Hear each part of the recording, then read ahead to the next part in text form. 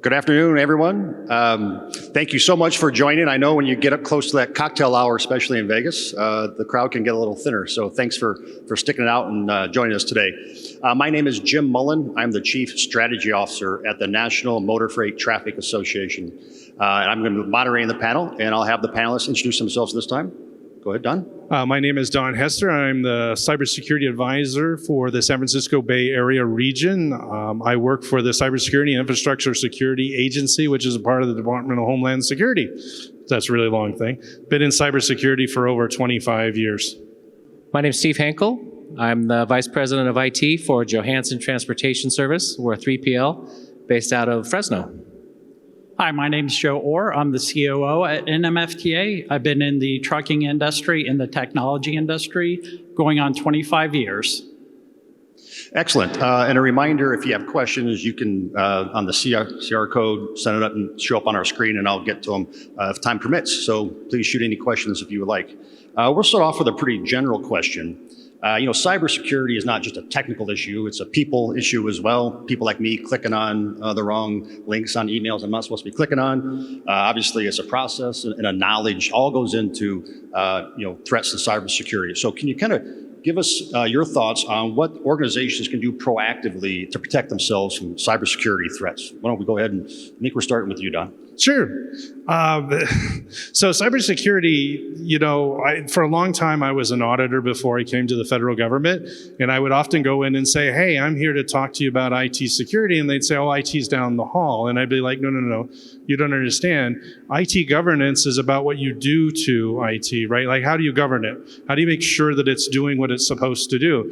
At the end of the day, you want to make sure that your technology brings value to the organization and that you're mitigating risks, not introducing new risks, right?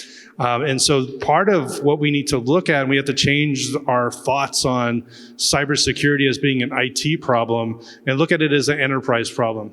At the end of the day, cyber risk is enterprise risk, right? So imagine, I don't know, everybody in here, I don't know what you all work for, but imagine if you have an automated system in your warehouse, one of the fancy robots that are out there that are moving things around. What happens when someone hacks into that and installs ransomware on it and locks all those systems out, and now your warehouse is dead in the water? What do? Right? That's a business problem. That's not an IT problem, right? And so this is one of our biggest messages that we want everybody to understand is that this is really enterprise risk at the end of the day.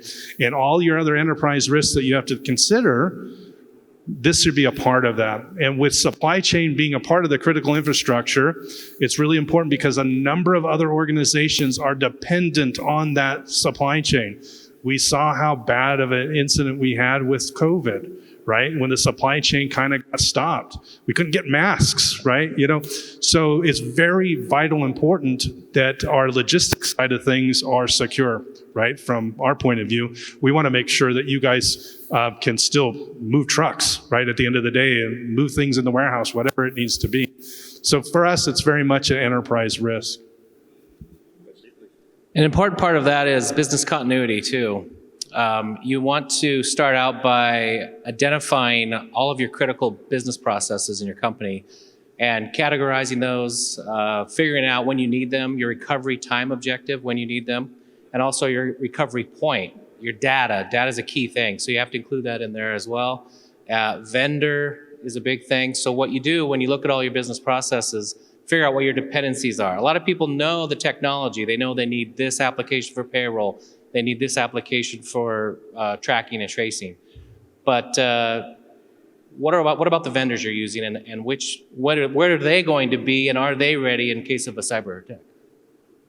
Yeah, and to me, it's communication and awareness. The trucking industry is always amazed me, and the supply chain industry has always amazed me in that they're really open with communication. They're always talking with each other, even if they're competition, and hey, how can we better? But with cybersecurity, it's not been that way. It's always been the thing that they haven't really talked about. And so, really what we want to do is we want to get that communication out there. And we want to talk about, okay, what are you finding? What are your best practices? And then also communication. And that communication is across the organization. So it's not just with the back office staff, but it's education with the drivers. It's also education, like you said, with your vendors. It was 13 years ago, something like 2013, when Target was hacked, and they were hacked through an AC vendor. And, when you look at your vendors and you partner with your vendors, you got to look at who you're bringing in, because you're only as strong as your weakest link. And so you have to think about things like that so you can have a rock solid network, you can have a rock solid organization, but you have to train your people, you have to communicate with your people, but you also have to really look at your vendors and also use best practices. Great. And this will be an interesting question since we kind of have a wide perspective on the panel. What do you think are the biggest cybersecurity risks or threats in the supply chain today? Why don't we start with you, Joe?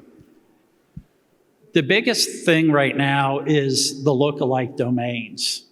And it's people clicking on those lookalike domains and hijacking those. And so we started to see that in the end of 2023, and we've also seen that at the beginning of 2024. And we saw it most recently with some of the load boards. Somebody sent a lookalike domain to one of the load boards, and a user actually clicked on it, entered their credentials, and sent the load information on.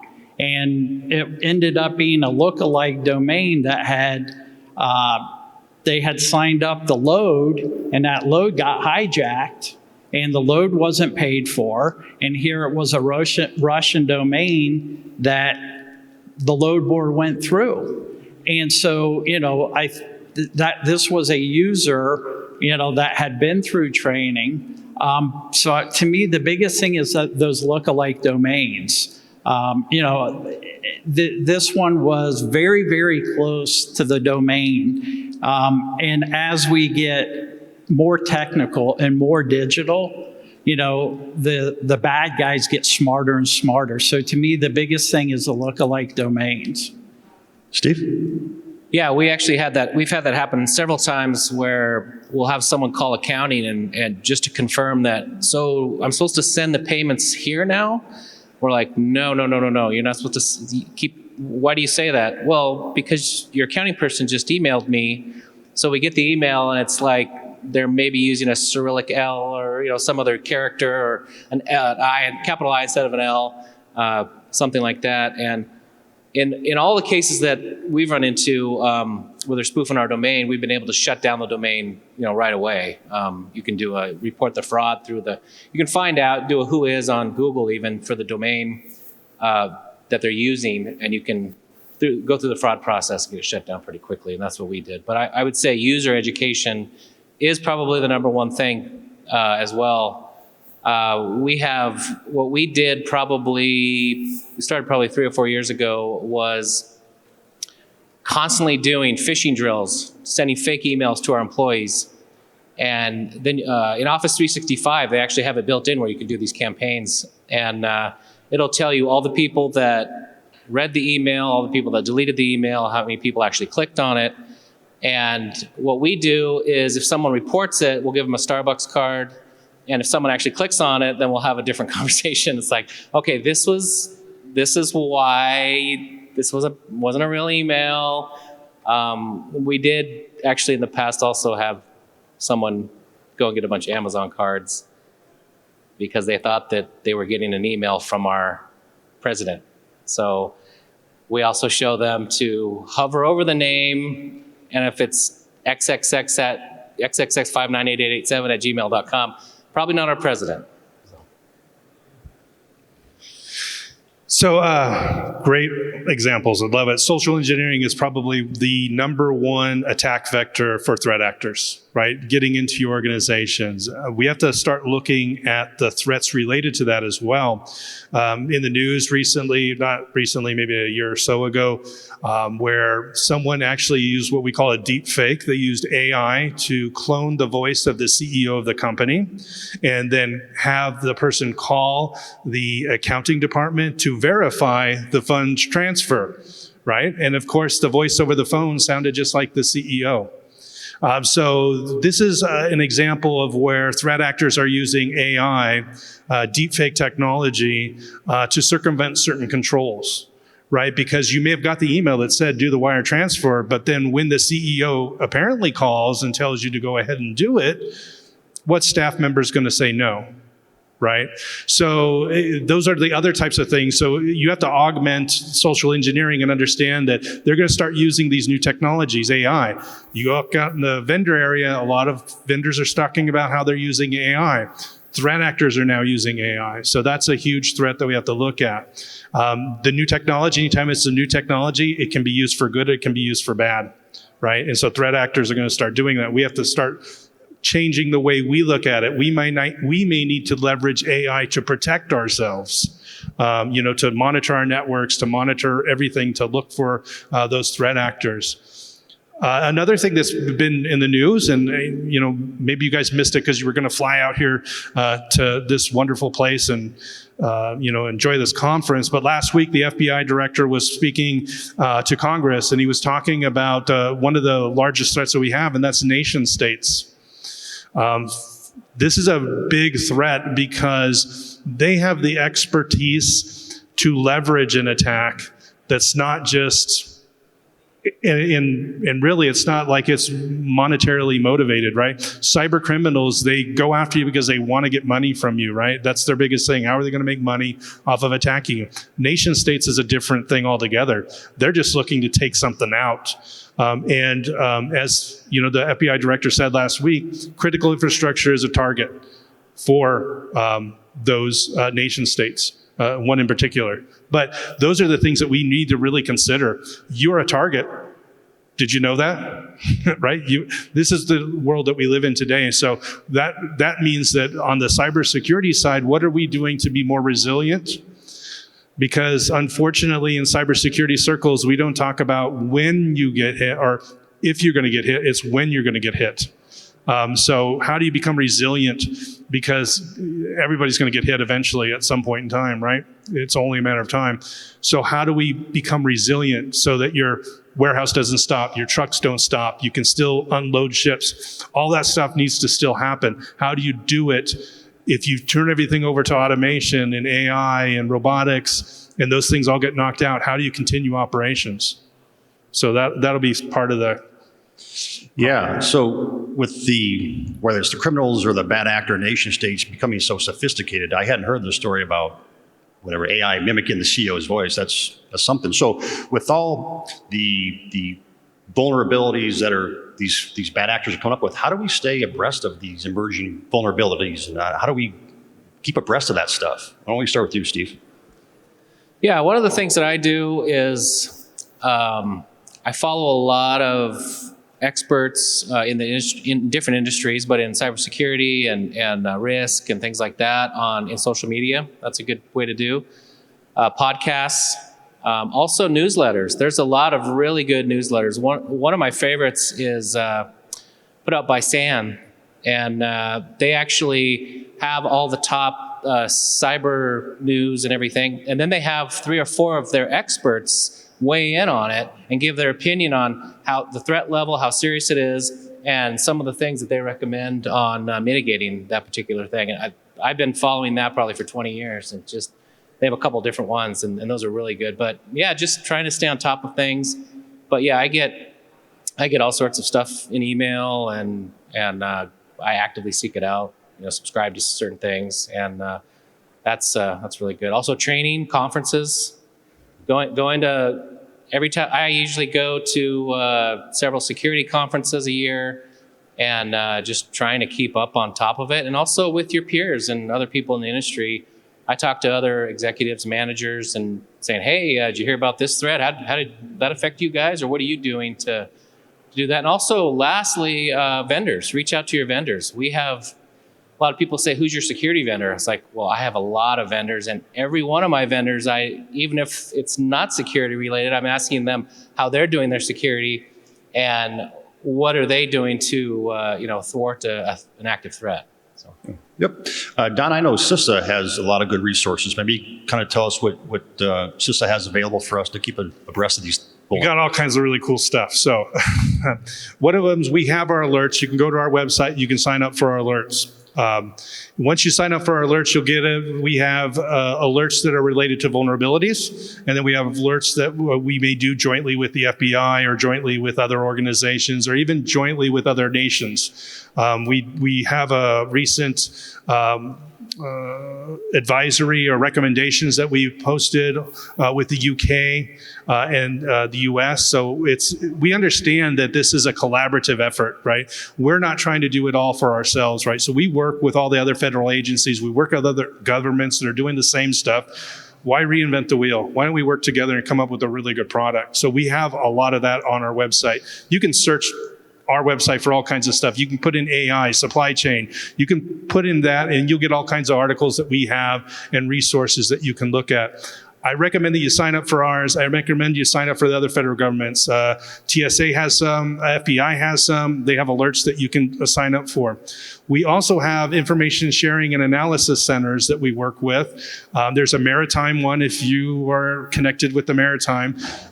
We have one for transportation. So you can join those information sharing associations, and those organizations will normally have some kind of threat briefing that's a regular basis. We have a threat briefing that you can sign up for if you're in critical infrastructure. And by the way, if you're in logistics, you're in critical infrastructure, you can contact us and we can sign you up for it. It's bi-weekly.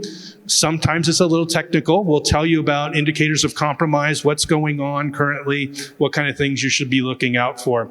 You have to get put on the list to get on that call.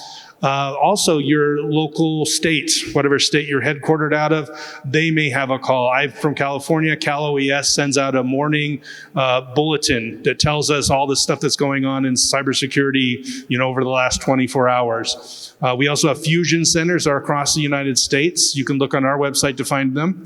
All of those fusion centers may also have threat intelligence. They can also connect you to local law enforcement. If you had a ransomware attack, you want to call the FBI and you don't know who to call or whatever, you can call your fusion center and then get you connected to that. Plus any other resources that the state, local, or federal level may have for your organization.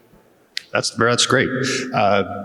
Joe, go ahead. We talk about transportation and trucking specifically being the target part of the critical infrastructure. I know NMFTA is looking to be a leader in the cybersecurity space. So what are your thoughts on these topics? How do we keep abreast of this stuff? Yeah, we do the same thing. So, one of the things we do is, we Gartner, that's one of the top things that we follow. We also follow the governmental agencies. And then we also we partner with several things like Auto ISAC. A lot of things that happen within the auto industry bleed over into the transportation industry. And then we also work with some of the universities because we want to find out, and we sponsor research, and then we also do research ourselves. And then we also partner a lot with several people within the transportation space. One of the things that we really look at is within transportation, there's a lot of things out there from an enterprise perspective. But if you think about things from the asset side, the truck side, it's not a lot of focus on it.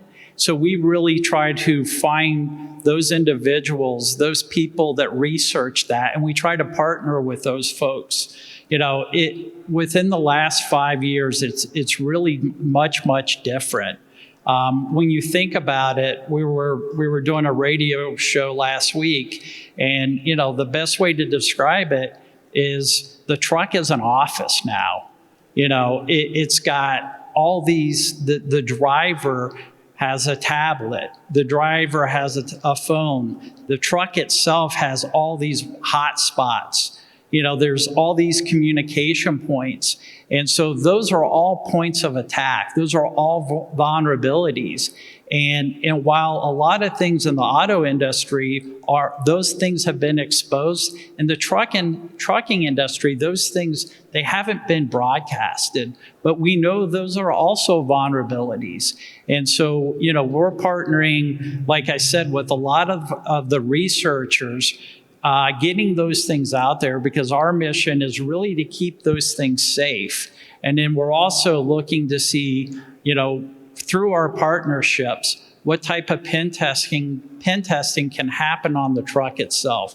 What kind of vulnerabilities are there on the asset, and what can we do to help lock that down? Our mission, our goal is to really help keep that safe, and help educate and figure out how do we lock that down? How do we educate? A lot of the education, a lot of the knowledge has been focused on the back office, not as much on the driver. And so, we've been talking to folks about how to isolate that network. Again, open Wi-Fi. It's those trucks pull into the truck stop, they connect to the open Wi-Fi. It just man in the middle attacks. They don't know really what they're connecting to. So, we're trying to keep abreast of as much things like that as possible. And we're looking at, through these partnerships, what are things that are happening on the enterprise side that also can impact the trucking side or the supply chain side or the asset side. Okay. All right, so let's transition a little bit more towards, bad news. We've been breached, we've been hacked. So what can we do? What should we be doing when we do get breached, get hacked? So Don, you want to go first? Call me before you get hacked, right? So let's go over some things that you could do to prepare yourself and make sure that you're in the best position to respond. Again, like I said, we want to make sure that you're resilient. A lot of folks don't know the Cybersecurity Infrastructure Security Agency, or I'm going to say CISA from now on, that's a lot shorter. What we do is we collaborate with industry partners. We collaborate with critical infrastructure partners, which would be everybody in this room. We can come in and help by doing assessments. We have a ransomware readiness assessment that we can do. We have my position cybersecurity advisors across the country, even in Guam. So wherever your headquarters is, we can jump on the call with you and we can go over that with you. So we can do an assessment for that. We also have a ransomware readiness assessment guide that we have updated a couple times, and it's done jointly with the FBI and other federal agencies. We have some very specific guidance, and those guidances are really important. So if you don't have a cyber incident response plan, one, that's your first task to do. Second task is make sure that in your run book, if you get hit with ransomware, you follow our first 3 steps, because there's going to be a huge difference between your ability to recover if you don't follow them the way that we have it. Most incident responders will know this, but you may not be on the phone with them before you try to isolate. So the first thing you do, if you get hit, you isolate all the machines, right? Some folks will go in there and isolate it by removing it from the network. That's a good way to do it. The bad way to do it is unplug the power. And why is that bad? Because there may be information resident on memory in that server. And if you shut that power down, that information's gone. That might be the encryption key that they use to encrypt the system. There may be information in there about how they got onto the system, or if they got off of the system and got into another system. That would help your threat hunting. So for your incident response, you want to make sure you follow those guidelines. It's for your own good. Now, most of the time, you're going to call your cyber insurance, and then they're going to send out folks that are just going to be your incident responders, or you already have incident responders on retainer, or you're going to be scrambling around trying to find them. I recommend that you do it before. The Congress passed the thing, CISA, that says that you're going to be reporting to us here very shortly if you had a cyber incident. I recommend you call us then rather than well, you're going to have to call us afterwards, but I'd rather talk to you before our cybersecurity advisors to kind of put you in the best position that you can be. We're not regulatory to you guys. We are not law enforcement. We are actually collaborative. We are here to help because we understand that this is a whole of nation approach. And that doesn't mean all of government approach. That means you and I together need to work on this, because when we're talking about nation states attacking, you can't do it alone. And we can't do it for you. We got to do it together, right? And so we really are trying to collaborate. And we actually have the information. If you share information with us, we consider it protected critical infrastructure information. It exempts it from FOIA. It exempts it from regulatory uses. It exempts it from disclosure laws, and it exempts it from civil litigation. So sharing it with us does not mean that it's going to turn out bad for you. So your attorneys will need to understand that, but we have the paperwork for it and all that stuff. But that's what I can't speak enough. Let's collaborate in advance. That's the biggest thing. Yeah, I spent 2 years at the US DOT, so I think I can say this without being offensive. I'm the government, I'm here to help. And that really is true. Joe and I had a conversation today with the CTO and the CIO of one of the largest fleets in the country. And when we told them that somebody from CISA, Donna, was going to be on the panel, they said, oh, they came out and did a pen test on our fleet. And they said it was very, very valuable. So what's that's worth? That's great. Yeah, well, I like to say that we're a 4-letter agency, not a 3-letter agency, right? That's a big difference, right? NASA's cool. Everybody likes NASA, 4 letters. CISA, we're cool. Joe, what are your thoughts on what should we be doing if we've been breached, if we've been hacked? Say again, please. Yeah, what are your thoughts on what should organizations be doing if they've been breached? Anything else you have to add other than what Don just covered? I mean, the first thing is be prepared. Not only communicate, but be prepared. Have a business continuity plan. If you go walk through the exhibit hall, there's tons of technology, and technology is great. And the further we get along, the more technology based we're going to be. But you have to have a plan for if you do get hacked, how you're going to run your business. And so I have that business continuity plan. And like you mentioned earlier, how long can you be down? How long do you have to go to your backups? Then the other thing to me is communication. Communicate, because a lot of people in the industry, they share the same technology. So, a couple months ago, there was a major carrier that got hacked. It was ransomware. And I know it was an LTL carrier, and a lot of the carriers in the space were very concerned. They're like, what got hacked? Am I using it? Am I going to be exposed? What do I have to do? And this particular carrier was down for a few weeks. And this carrier did a great job. They came out, they communicated, and they said, this is what happened. You're not at risk. It was something proprietary. But, not all carriers are doing that. So I think when you get hacked, definitely reach out to the governmental agencies, but also reach out and communicate and be prepared. Have your business continuity plan. Like you mentioned earlier, it's not if you get hacked, it's when you get hacked. Make sure you're prepared, you have your business continuity plan, and you execute it. It's just like, I think of it as a power outage. Every data center has a UPS. Everybody knows, hey, when the power goes out, this is what we're going to do. It's almost like when we started to prepare for COVID. What's our plan? What are we going to do? We all went to work together to figure out what our plan was with COVID. That's really what a hack is. It's a virus coming in that we got to have a business continuity plan. We got to prepare for, but we have to communicate. It's one of those things that if you're not prepared, it's just going to become worse and worse. I'm going to take the question that's on the screen now as we're winding down. It's about 6 minutes left. So the question is, do you foresee a regulation on internet domain registries that will prevent issuing lookalike domains? Anybody have any insight? Would you perhaps, Don, have any insight on that? I have no insight on that. I don't work for an agency that does regulations, so and the other ones don't talk to me and tell me that stuff. So, any of you folks? I think it would be really helpful because a lot of times what we do is we buy a lot of the domains that are obviously similar, or common misspellings.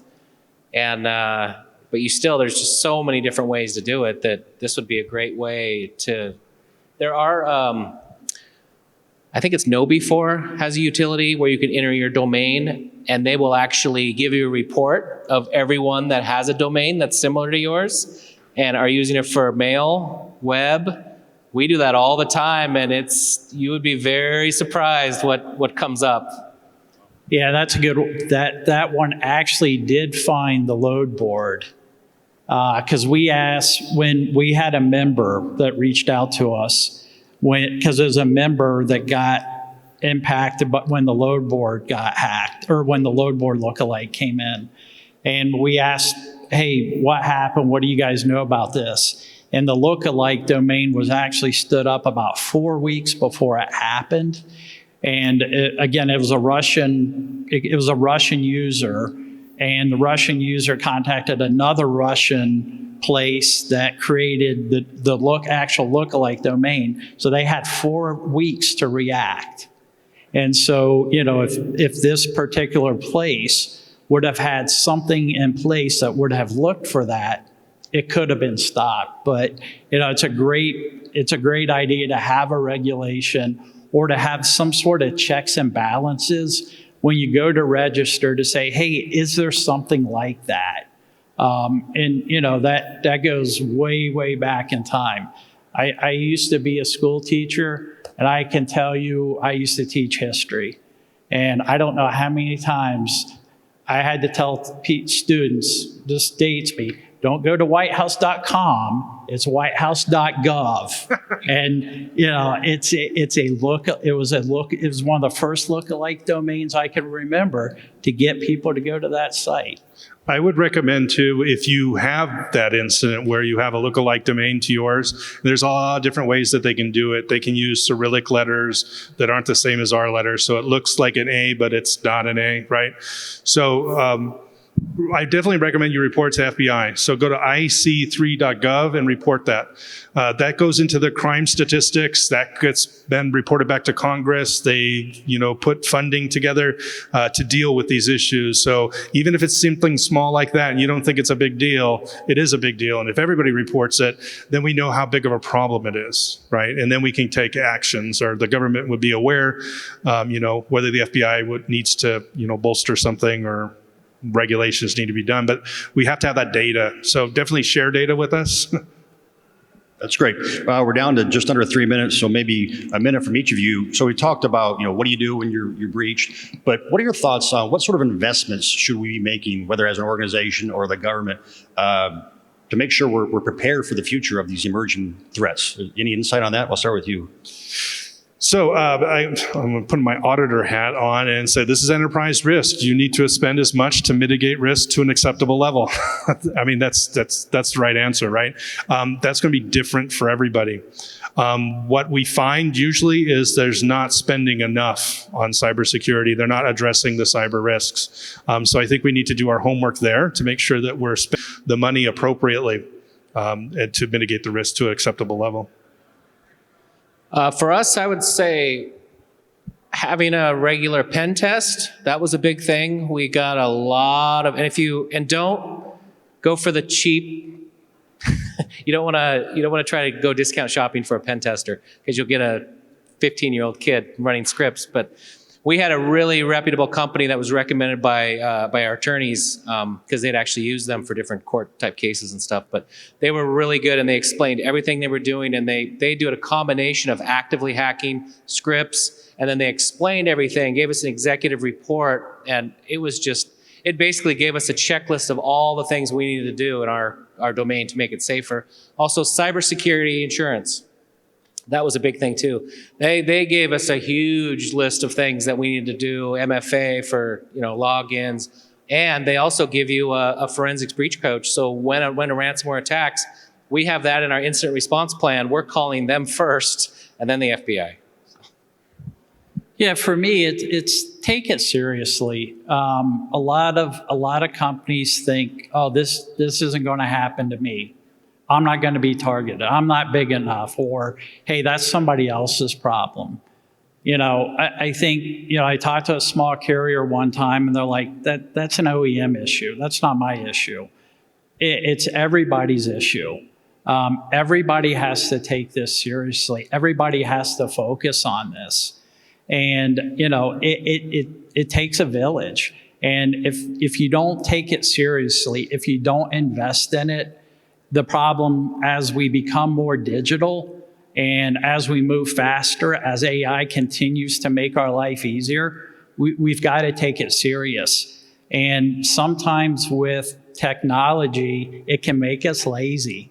We don't want to do that two-step authentication. We don't want to do the complicated passwords. Slow down, take it seriously, because if not, it's going to come back and it's going to slow us down. Yep. Yeah, I'd say seems like preparation, communication are key for all of us collectively to try to fix this problem and make sure we're hardening the target, as they say. Well, we've wrapped up the 35 minutes. Thank you very much for joining us for this conversation. Whatever's next for you, gambling, whatever. Enjoy. Thank you very much. Thank you.